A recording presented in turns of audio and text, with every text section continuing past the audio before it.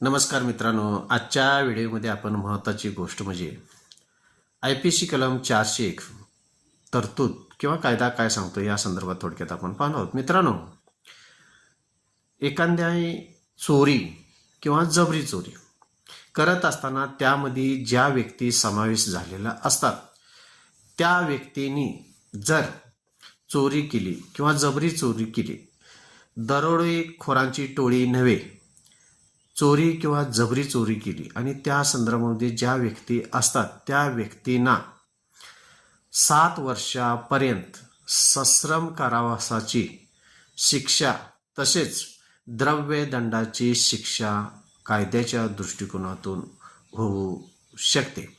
माझ्या चॅनलला सबस्क्राईब करा, लाईक करा, शेअर करा आणि असेच IPCचे काही कलम किंवा कायद्याच्या काही तरतुदी किंवा छोटे छोटे सायटेशन घटना पाहण्यासाठी माझे चॅनल अवश्य पहा.